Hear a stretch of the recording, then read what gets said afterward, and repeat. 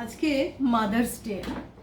সকাল থেকে খুব মাকে মনে পড়ছে। আসলে মা বেঁচে থাকতে মাকে খুব ফোন করতাম তো যখন তখন কোনো খুশির খবর দুঃখের খবর মাকে দিতাম।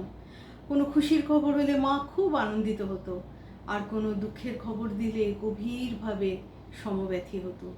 এই যে নিজের সুখ দুঃখ কোনো নিশ্চিন্ত আশ্রয়ে উগড়ে দিয়ে নিজে খানিক হালকা হওয়া, এই নিশ্চিন্ত আশ্রয়গুলো তো আর নেই। মা বাবা এদের মতো গুরুজনেরা আর কেউ কোথাও নেই। এটা চরম সত্য মেনে নিয়েছি।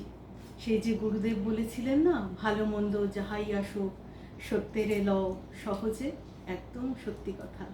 আজকে রবি ঠাকুরের মাকে মনে পড়ে কবিতাটা খুব বলতে ইচ্ছে করছে।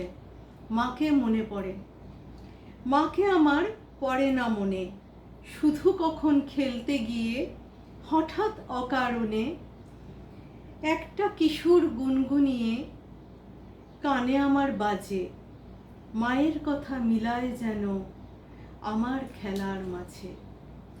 মা বুঝি গান গাইতো আমার দোলনা ঠেলে ঠেলে, মা গিয়েছে যেতে যেতে গানটি গেছে ফেলে।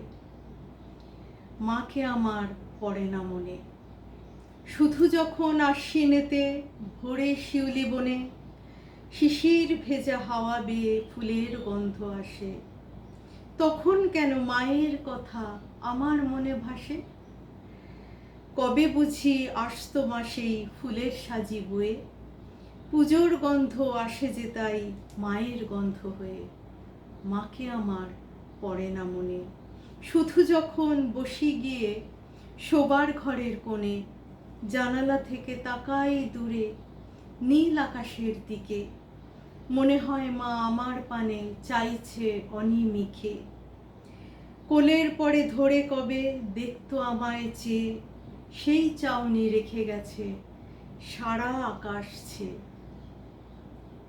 কি অসাধারণ লেখা। আজকে মাদার্স ডে, আজকে মায়েদের দিন। সকল মায়েরা ভালো থাকবেন, আনন্দে থাকবেন।